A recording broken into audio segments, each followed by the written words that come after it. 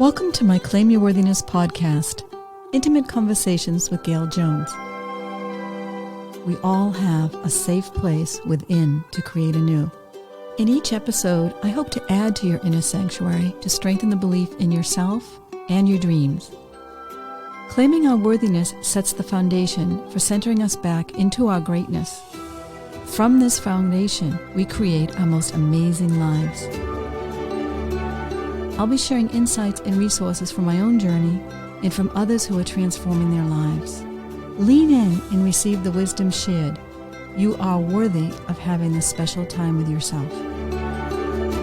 Welcome to Claim Your Worthiness podcast today. I'm so excited to introduce my guest, Anna Pereira. Anna is the founder of the Wellness Universe, a flourishing network of heart-centered entrepreneurs and a global one-stop shop for total wellness support, designed to help thought leaders, wellness practitioners, and co-creators of change to reach their personal and professional goals. Anna is also the author of 2 best-selling books. One was just released, The Wellness Universe Guide to Complete Self-Care, 25 Tools for Happiness. And the other book in her wellness toolbox is called The Wellness Universe Guide to Complete Self-Care, 25 Tools for Stress Relief, which was released in November of 2020. You've been a busy lady. Sure have. Recognized as a motivational public speaker, Anna's inspirational posts are known worldwide. Through her Facebook page, Circles of Inspiration by Anna Pereira, she has impacted the lives of more than 700,000 people. Anna also has a strong entrepreneurial background, having owned artistically based businesses in fashion and accessories, handmade and manufactured, and corporate experience as head of a multi-million-dollar division for a manufacturer of pet products. So she brings a breadth of experience to us today, both as a founder of the Wellness Universe and her long history in entrepreneurial endeavors. So before we dive deep, Anna, I'd like to help get a greater sense of your own personal story of claiming and reclaiming your worthiness to have manifested so many wonderful things in the world. Sure, Gail. Thank you for that opening and introduction. And I just want to say once again, thank you for inviting me on your show. It's a blessing to be here. Claiming my worthiness, actually, it was more about claiming it to begin with, because growing up, it was a difficult time for me. I was bullied a lot where I grew up in a suburb in New Jersey, and I didn't really have the foundation at home. My parents weren't encouragers of, oh, don't listen to what they say. They didn't give me the type of encouragement and nourishment that I needed from a parent when a kid is going through that bullying phase or being picked on or all that. They really didn't see it as a big deal. If there was any sort of ripple that was caused or any sort of unrest that was caused and somebody was pointing the fingers at me, they'd be the first to say, oh, we'll make sure that we'll take care of her, instead of saying, what happened here? Or where are you in this situation and what really happened? Instead, it was just straight to punishment or straight to shame or straight to any of the negative, discouraging types of reinforcements. And it was really hard going through that growing up. So it took a lot for me to get comfortable and confident with who I was. But I did do that because I'm a stubborn person.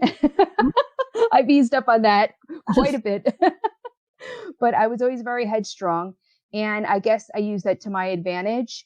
And when I set my mind to accomplish something, I usually do. In my early 20s, I guess I really found my self-worth, my value, my confidence, my unique voice. And through that, I built myself up to recognize my own self-worth. So from that point on, it was really a road to healing and through healing. And until I arrived in probably, I want to say in my 30s, was I really still going through the healing process of finding who I was. And I'm sure there's so much more still to discover, but I really... A lifelong journey, isn't it? Yeah, it's a lifelong journey. It was, but yeah, it was in the early 20s. I really said, this isn't how it has to be for me. I'm going to change my life and how I approach life so I can have the life I want. So you did not accept the story that you grew up with that was in your head. And also you mentioned a little bit about shame, that there was a lot of shame around being bullied and not feeling the backing of your parents.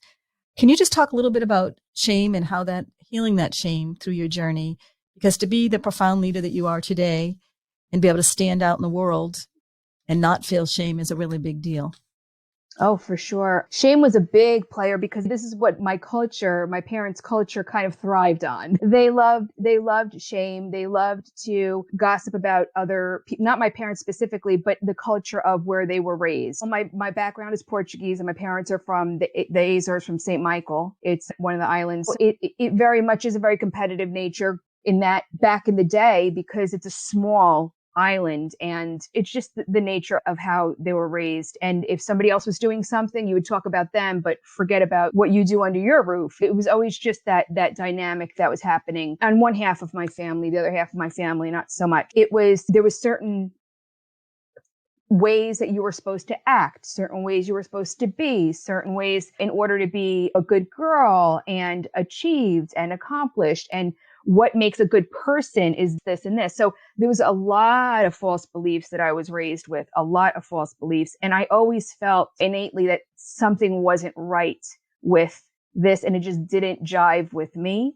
It's not aligning with what I really feel to be, what I know to be truth, even though I was so young. If something went wrong, blame it on me. If there was no, what happened here? What's going on? No digging deep, no excavating, no uncovering the emotions that went along with it. It was just stifle, shut down, put away. That's how I was raised. It sounds very painful, and I'm very sorry you went through that. But what's interesting is it sounds like every step of the way, from being a young girl through your 20s of healing, you really trusted your intuition, that there was much more, and that what you were led to believe is not true. So you really had to honor your truth of what you knew at a very young age. Absolutely. Absolutely. How do you bring that now to the world in your wellness universe? What are the takeaways from your healing that you want to make sure that people in your universe feel? That's a really great question, Gail. You know that? I'm going to be honest, because I never had the conversation led this way, where it's given me the opportunity to understand why I do what I do in this way. And as I'm a really big cheerleader, I'm a really big proponent of pushing people forward and propelling them to really spread their wings and be in the service of what they do and really serve the world through genuine purpose and what they're here to do. That's probably why I am the way I am, because I wanted that so much for myself. And I wish that somebody had done that for me when I was going through and growing through life. And I know how important it is when somebody does have a sparkle or a shine, how important encouragement is and support, and just saying, oh, okay, here's an open door for you. Walk through it. I didn't really have that. I had to open every door myself, beat some of those doors down myself. In fact, I guess it's very interesting that you asked me this question. I just came to an epiphany of my own. Thank you. We teach what we need to learn, but I think it's really interesting that you really are a champion, and you're championing others because you know what it's like not to be championed, the pain of not being championed. So you're really bringing that to a lot of people in the world, and you understand it very deeply, and you want to encourage people to shine the light because you know what it's like not to have your light be honored. And we hear so many stories of somebody who isn't supported in a certain way and the dark path that they can go down and how discouraging it could be. And not only that, but some people that don't get encouraged and they are a shining light, their light gets put out and they don't get to share it with the rest of the world. And it's so sad to see that happen when there's really someone out there that can make a difference in this world and they get stifled and their flame gets snuffed out. And I don't want to see that happen when people step up and they're responsible to their service, to what they were created by the divine for. I want to keep them lit and keep them shining and keep them going and encouraged and help them get to the next steps and the next steps so they become more successful. They get out there more, they help more people, and then they help more people to heal. Sure. Before we talk a little bit more about the power of connection and what you've brought together in your community, can you just tell us a little bit about the Wellness Universe, when you founded it, and the results people get from being members of the Wellness Universe? Sure. Thanks. That actually came to me in 2013. I was on Facebook with a pretty successful Facebook page where I was sharing my inspiration and my influence with the world to help them find a little safe haven to get some encouragement and inspiration. And I was networking really with a lot of amazing, wonderful people who are changing the world, whether they be coaches or guides or authors or doctors or speakers or teachers or healers. I was networking with all of these amazing people. And I was sitting at my kitchen table one day and a voice came to me and said, there needs to be a place for people who are changing the world, and you're going to be the one to build it. And I literally was shaking my head. I was like, you couldn't give me a bigger project. Could you have? In the beginning of 2014, we started gathering these amazing folks into a group on Facebook. And then I created a platform just for them at the very beginning of 2015. And since then, there's been 3 iterations of the actual platform itself, technology wise. But what's come to be is an amazing resource for anyone who's seeking wellness support from genuine people who are changing the world through thewellnessuniverse.com. And we have the directory of we call them Woo World Changers, Wellness Universe World Changers, which are the practitioners. And then we have written content. We're publishing the books, which you mentioned a minute ago. We have classes online. We have a live retreat, Soul Treat, which is going to be held in Boone, North Carolina this year. And so through all of these different methods and deliveries of a human being to connect with another human being, or content to enrich another human being's life, that's really what the Wellness Universe is, as well as a peer-to-peer support group, because everyone who comes into the Wellness Universe is vetted. They have to fill out an application. It's a membership-based site, and everyone understands the culture. It's about community, collaboration, and co-creation, and there is no competition amongst us. So therefore, it brings together amazing folks. Mm-hmm. Community, collaboration, and co-creation. Mm-hmm. It's beautiful. Thank you. And I know from even in your blogs, I know that they reach a much larger distribution when somebody publishes a blog through the Wellness Universe than some other outlets. Is that correct? Yes. Do you have any numbers or ideas of like how many? I know you do a lot to support your blog writers. Yes, thank you. We do. So we have a featured blog that we actually publish on behalf of the author. So any member who is a basic premium member can have a blog published on an article published on our blog. So they're a featured author on our blog, and they can have some links to inside their blog. So it really is like a sponsored post, but it's part of a membership benefit. And we do have several millions of visitors to the site throughout the year. And it's a wonderful space because it goes into Google. Our site has probably over 30,000 pages of content, which makes it a heavy hitter in Google. And if you were just to Google my name, Anna Pereira, on Google, my Wellness Universe page is typically number 1 on page 1. So it shows the weight that we have in Google. So this is the type of foundation you have around you when you're on our platform. Great. And I know that you also publicize the blogs yourself. I know when the blog's been posted, you post it on all your social media as well as just on the site. So promoted that day. Yeah. Mm-hmm. Excellent. And is the Wellness Universe mostly women, men, women? How does it break down? I want to say it's probably 90% women, 10% men, or even 80-20, and from around the globe. And what's really awesome is that when we have certain events, whether they're virtual events or in-person events, people from all around the globe come and participate. It's so exciting, like meeting somebody from Vienna, Austria, or the UK or Australia at a Wellness Universe event. Great. So how has that changed a little bit since the pandemic, doing the virtual events versus the Soul Treat, you call it, that you're having this fall in Boone, North Carolina, where we are? Virtual compared to the in-person, what have you noticed? Well, at the beginning of the pandemic, we jumped into action and we created a self-care series that we did 2 of them. And that was the segue to the self-care books. They're very well attended. People come on for the event. They stay for the duration. Our learning platform, it's called The Lounge, is where we host our events. That's the one thing we're pretty proud of, is that when somebody hops on one of our events, somebody registers, it's an actual event. They make the time for it. They stay for the duration. So it creates a really great foundation to create relationships with people that need our help, and also gives a wonderful platform to the practitioner to host a workshop or something like this on. And then the in-person retreat, Soul Treat, how do you see that being different? Well, Right. Well, right now we did Soul Treat twice in Sedona, and that was in 2019. We had to push the one from 2020 to 2021, obviously. And when it comes to the actual event, because things change daily with this Sure. virus, right? We're going to see how we have to pivot, make small pivots. But the one main thing that creates such a huge impact at Soul Treat is that all of the practitioners, they're there so they could share their message, share their support, and take the stage or host a workshop or be part of the fair and vend and do one-on-one sessions at the fair.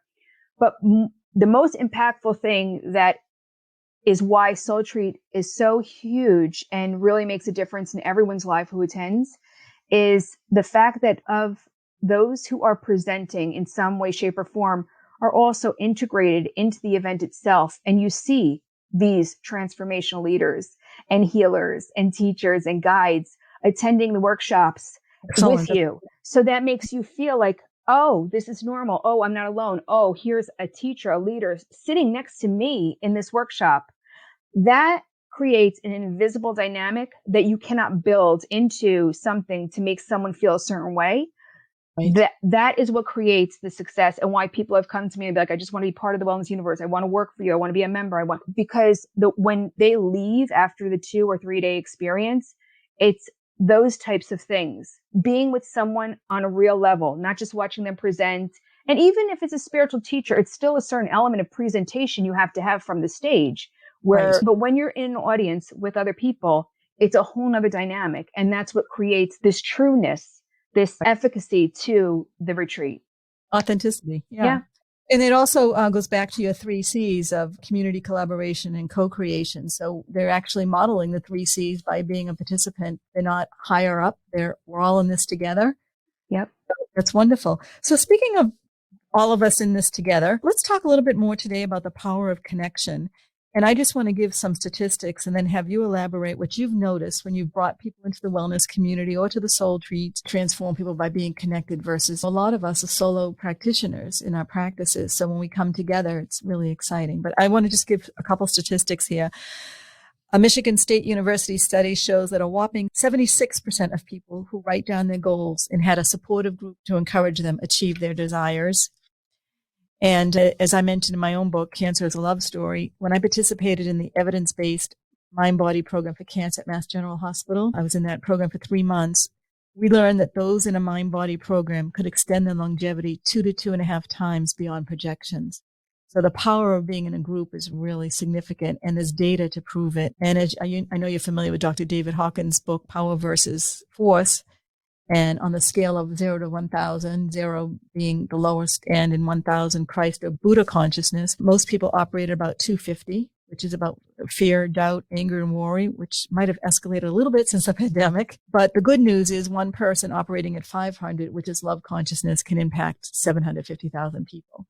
And I know when I've taught guided meditation groups or my own circles, I've tried to really collectively help the group elevate to 500 or above. So I'm just curious if you see any of that happening in your retreats or even in your virtual events, and just your mission to have created the wellness universe based on your desire to champion and bringing people together. So if you could just elaborate a little bit on that, I'd love to hear more about your thoughts on the power of the collective. The power of the collective is strong, and this can go either in one direction or another, depending on what tone is set for that collective.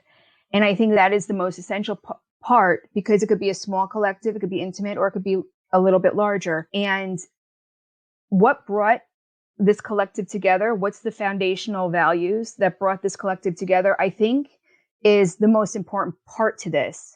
And then you allow that collective to know where they fit in within this collective, and to let everybody know that it's an equal playing ground, equal field. It's a level for everyone, but you have to come with these things: open-heartedness, vulnerability, putting yourself out there. And if everyone knows that everyone comes with these values, that's what creates the success. You cannot create a collective and just pull people out of different walks of life and put them all in a room, and people don't understand the culture behind what you're doing, don't have a foundation of where we're supposed to start out from here and where are we going and how are we going to get there together. You have to have a certain set of values, a certain set of, I don't want to say expectations, but a design to it. There has to be some sort of design And we do that when somebody comes into the wellness universe, they know how they're coming in. Once you engage with us on a personal level, whether it be a Zoom networking session, or you start engaging with us via email to get some help, or you're on a live meeting, you get how we are as people. This is not your typical network. This is not your success network that's very topical and surface. In fact, I've spoken with some executive trainer leaders and who have attended Soul Treat, and they actually bring Soul Treat into their talks as being one of the most powerful experiences that they have experienced. And they are talking on stages to corporate entities, and they're talking about that piece, that letting yourself get fed, filling your cup, the spiritual practices that need to be included, as well as the practical practices that need to be included, but the dynamics that they experienced at Soul Treat. Those dynamics, when they come back, these executive and major thought leaders, those dynamics, when they come back and share them with others, are that they were part of the group, that they were able to experience being vulnerable, being seen, heard, validated, and acknowledged, just like the other people. So they could be their real self in addition to the person they are on the stage. So it was like a transformative from them in that way. Yes. Yes. Okay. Excellent. I'm also interested when you mentioned the large groups, and it's really important that they share the same values. And I love the values you talked about, being an open-hearted and willing to share and be vulnerable. What have you noticed the difference between large groups and small groups? Like, I know you're probably familiar with Lynn Taggart's book, The Power of Eight, and that 8 people in a group can manifest much faster. And Deepak Chopra says of that book, you don't need to be a Sufi master or spend years of disciplined spiritual practice to get a taste of the miraculous. All you need is a small group with a common intention. So you've witnessed both the small groups and the power of the global community you've created. What's the difference in what you've seen in the small group versus a large group? Small groups, much more powerful, much quicker to get to where you want to be. I also wanted to address one more thing a minute ago about the values. And I just wanted to circle back because I feel this is very important to mention here, that everybody may have different beliefs, but if the intention, like you said, or the values that are set for what the intention is, that's what creates the success. And that's how we get to world healing and to world peace. And I just need to say that because of everything that's going on in the world politically and everything else, that everyone is going to have a different belief about everything, but it's us wanting to get to a certain place and all focusing on that. So getting back to the larger groups, the smaller groups, it's easier to interact and take on something new quicker together if there's just 2 people that are interested in one thing happening. Hey, let's create, a mastermind together. And then a smaller group sometimes feels it's quicker to make that conversation happen because they put out their ideas easier to each other, and a conversation is it's facilitated more easily, with ease and with joy and with love and with complete candidacy. Where it's in a bigger group, and you'll probably understand, is when there's a speaker speaking from the stage, they have a room full of 200 people, and it's only going to be the typical 5 people raising their hand because everybody doesn't want to say the wrong thing. So that's what happens when things get big, is that everyone is afraid to be all eyes on me. So then that intimacy doesn't take place there. But a lot of people walk away when something is shared. There's a shared experience going on that's massive, that everyone gets in on. Like when everybody does a meditation, you do see everybody closing their eyes, or you do see everybody actually engaging in it. So, or even when one person in the audience, in a large audience, is coached, usually what that person has been coached on, a lot of people in the audience have the same issue. Right. And that's how I would think in smaller groups. It's been my experience. You just go deeper as well. Yes. The depth you can go with smaller groups, and more trust with a smaller group, especially in order to go deeper, you need that trust. But yes. Health is our most important asset. Learn how to protect it and improve it with Gail's deep and transformative insights. As an 8-year cancer survivor, Gail dove deep to learn the mindset that helps one not only heal their bodies, but also live their most joyful lives. One of her main insights from the 5 years of research from her book, Cancer as a Love Story, Developing the Mindset for Living, is this: Claiming your worthiness to live can extend your longevity. To learn more about her research, check the book page on claimyourworthiness.com. There are major endorsements by leading doctors there. Gail provides a free guided meditation through the homepage of her site. Gail also offers a 6-session coaching package, both for preventing cancer and healing through it, called Creating a New Mindset for Optimal Health. Email her at gailjones@claimyourworthiness.com to set up a complimentary 30-minute session to learn more. And again, please check out her website, claimyourworthiness.com, especially her video on the homepage to catch a glimpse of her expertise. In addition to the community that you've built and the power of connection, what other key components of self-care have you noticed, specifically in the recent book that you've talked about self-care? So what are some key components of self-care that you would like our listeners to know about today? I think sometimes we avoid self-care, especially certain generations of us feel guilty for giving ourselves time when we have other people to put in front of us, like our family, whether they be our aging folks or our kids or our grandkids. We feel guilty, so we don't take that time to take self-care. And then what happens is we find ourselves in overwhelm, in depression, with anxiety, with stress. All of these different factors are keeping us from being our best, essentially. So we're really doing ourselves a disservice. So what we really try to share with these self-care books is just these little changes that you can make, these little practices that you can implement just to get you back to center, just to get you back to you, just for you to give to yourself, for you to have that little healing space, really do make a difference in your overall well-being. It's been very difficult with this situation and people sheltering in place and other people living under the same house or working from home. That wasn't the normal day to day up until now. And it's harder to get me time when you're with people.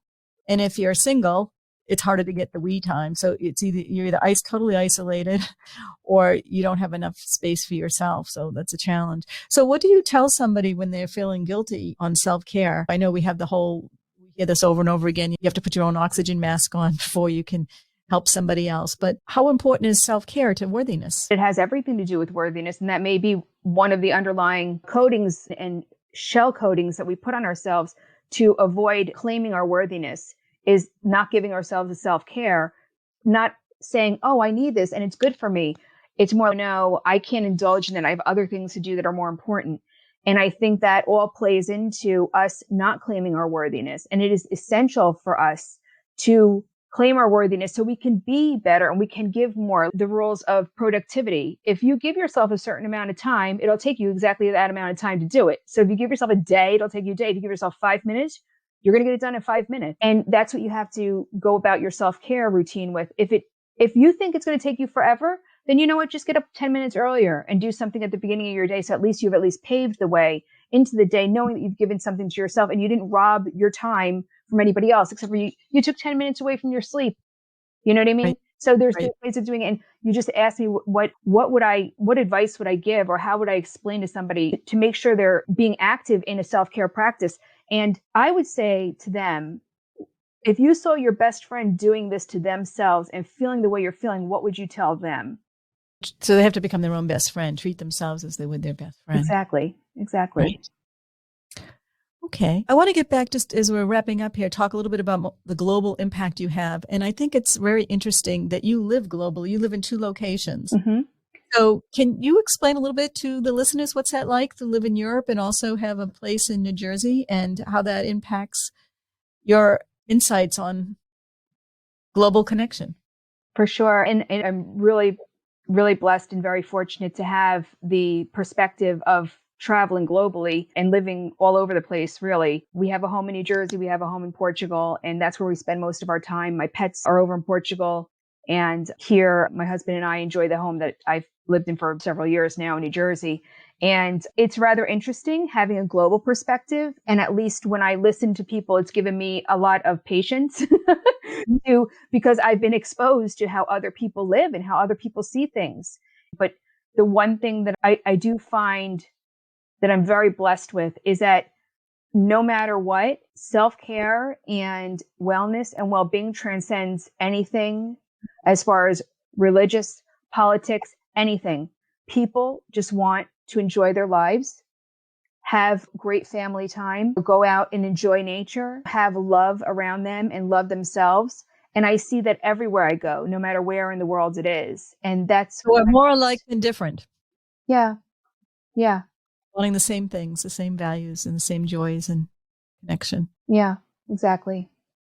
So is there anything else new in the wellness universe for 2021 that you want us to know about? We're developing our corporate and group wellness programs now. We are always working on the back end on improving technology in the site. And we have this self-care book series going on. We're rolling out the third book very soon. And that's what is the name of the third book? It's going to be 25 Tools for Achieving Anything. Yeah, we want to get a little bit more in depth with maybe some sleep practices or systems or different types of routines that as a high achiever, what you should be implementing. Of course, the first book was on stress relief tools. So it was proactive as well as reactive stress relieving tools. The second one was on happiness tools. And this one is going to be on how to achieve anything. So that's basically getting fortified with everything you need in order to be resilient and bounce back and just achieve whatever it is that you want for yourself. It doesn't have to necessarily be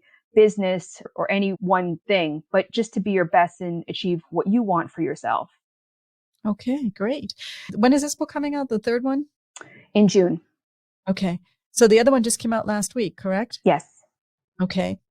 How do people get the book? You'd share with the listeners? Sure. On Amazon. Just go right to Amazon. You can look up the Wellness Universe Guide to Complete Self-Care, and you'll see both the books there in the series. Okay. Yeah. They're both bestsellers, so that was great. We hit bestseller in 5 countries with happiness. We hit #1 international bestseller with stress relief. So, excellent. Yeah. And if they want to learn more about the Soul Treat, they can go to thewellnessuniverse.com. Yep. They can go directly to thewellnessuniverse.com and connect with our practitioners and read up on the content and find out about classes that we have. Or you can also go to WUSoultreat, SOULTREAT.com. There's a dedicated site for the retreat. Excellent. So in concluding, is there anything else you want to share about how your journey has impacted the success of the Wellness Universe? I just consider myself a student, and I'm still on the road to learning. And it always excites me to connect with a member that has a new modality or practices a modality in a way that I've never experienced it before.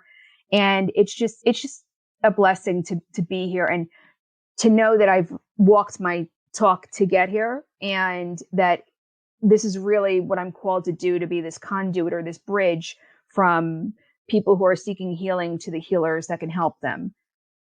I love that. The conduit, the bridge to those seeking healing, to those who can provide it. It's wonderful. Thank you. Giving back what you didn't get. Yeah.